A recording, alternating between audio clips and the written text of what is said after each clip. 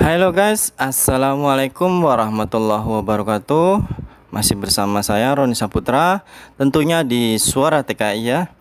Kali ini saya mempunyai berita yang mana beritanya ini seolah-olah saya terasa tersinggung gitu ya. Yang mana di sini beritanya itu dilansir dari Suara BMI yang bertemakan Satgas sebut pemudik dan kepulangan TKI adalah penyebab lonjakan kasus COVID-19 di Indonesia.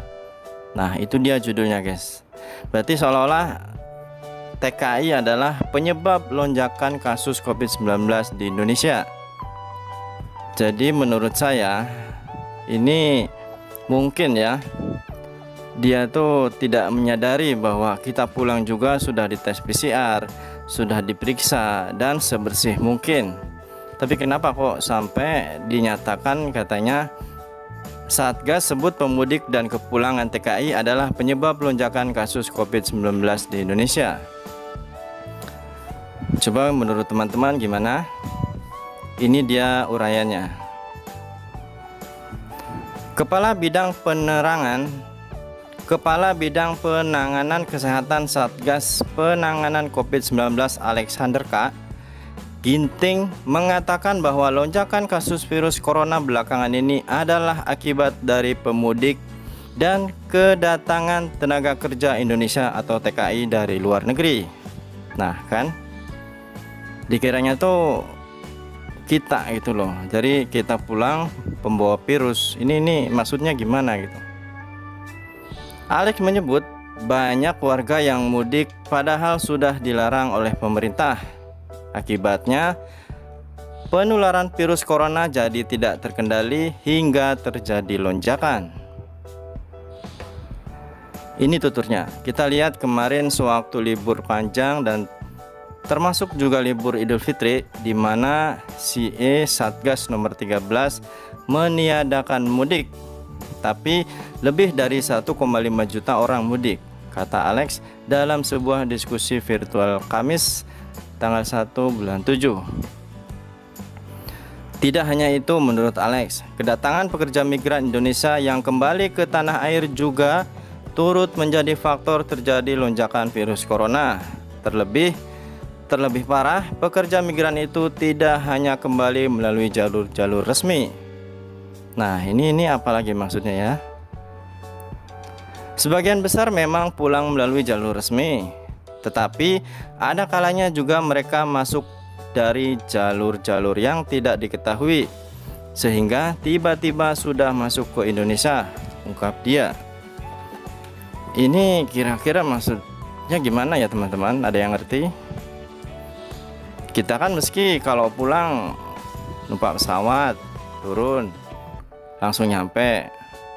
Emang ada toh yang bisa terbang atau ngilang sendiri tiba-tiba ada di Indonesia? Jadi semua ini yang membuat akhirnya terjadi lonjakan kasus virus corona, itu kata Mas Alex. Faktor lain yang dia katakan yakni masih banyak masyarakat yang tidak mematuhi protokol kesehatan, termasuk tidak menghindari kerumunan di tempat wisata saat libur panjang Idul Fitri lalu. Lonjakan kasus menurut Alex juga tak lepas dari penyebaran dalam klaster keluarga. Penyebaran semakin masif dengan munculnya sejumlah varian baru virus corona di Indonesia. Ini tuturnya. Kendati Januari sudah masuk vaksinasi, ternyata varian baru ini juga bikin problematika dalam penanggulangan karena masa inkubasi jadi lebih pendek dan kemudian juga klinisnya semakin memburuk. Itu yang terjadi sekarang, itu katanya. Untuk menekan laju penyebaran COVID-19, pemerintah telah menetapkan kebijakan pemberlakuan pembatasan kegiatan masyarakat atau PPKM darurat. Kebijakan ini akan mulai berlaku Sabtu tanggal 3 bulan 7 sampai 20 Juli 2021. Selama PPKM darurat, semua kegiatan perkantoran di sektor non-esensial dilakukan di rumah atau 100% work from home. Jadi di rumah ya. Selain itu, pemerintah juga menutup sementara tempat ibadah seperti masjid, musola, gereja, pura, vihara, dan kelenteng serta tempat umum lainnya sebagai tempat ibadah. Wah, ini masjid juga kok, masjid ditutup ya. Waduh. Kira-kira ya mungkin itu apa ya, rancangan di Indonesia, tapi kan mungkin teman-teman ada komentar lain, tanggapannya gimana? Yang mana ini beritanya ditulis pada hari ini ya, tanggal 2 Juli 2021. Yang saya kurang senangnya di sini loh. Satgas sebut pemudik dan kepulangan TKI adalah penyebab lonjakan kasus COVID-19 di Indonesia. Coba di sini yang merasa TKI, PMI, TKI ya, TKW. Apabila ada berita seperti ini, dan kemungkinan ya kalaupun kita tidak pulang, tapi kan status kita sebagai TKI itu disebut loh. Katanya pemudik dan kepulangan TKI adalah penyebab lonjakan kasus COVID-19 di Indonesia.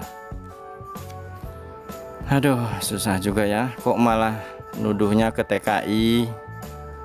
Ini maksudnya apa gitu loh. Saya terus terang di setiap membaca berita nyantai aja, tapi pas ngelihat seperti ini terasa gimana gitu loh.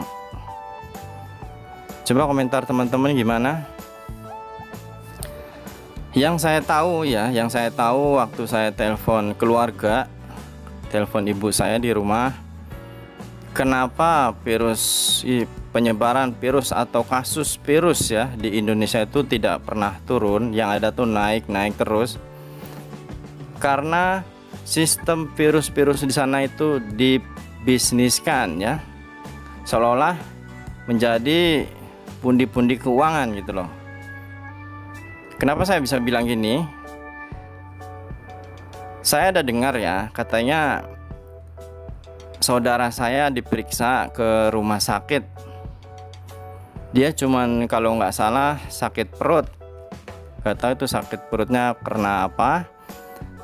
Dan setelah dicek di tes swab, dia mendapatkan yaitu kayak surat, yaitu katanya positif corona.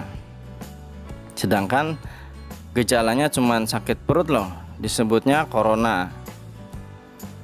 Terus ada lagi orang periksa kakinya sakit ya, bengkak, katanya positif corona.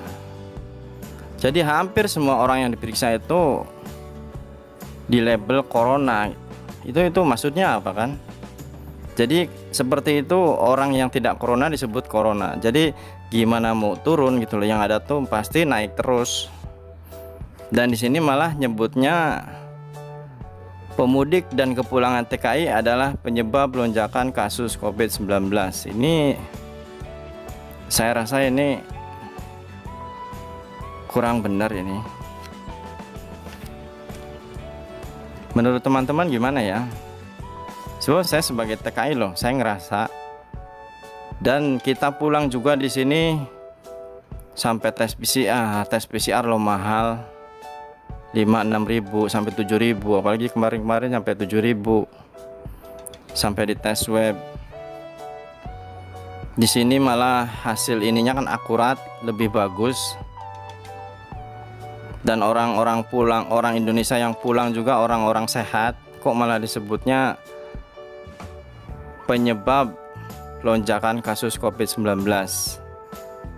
Nggak tahu, saya ini baru kali ini loh buat berita seperti ini, karena serasa tersinggung loh. Saya sebagai TKI kok disebutnya, teman-teman saya yang pulang disebutnya penyebab lonjakan kasus COVID-19.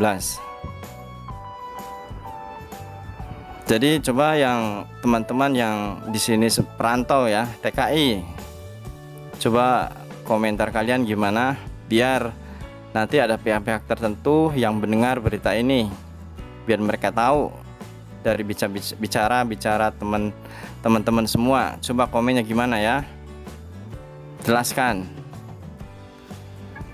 Oke, semoga bermanfaat, dan apabila ada kata-kata yang salah, minta maaf.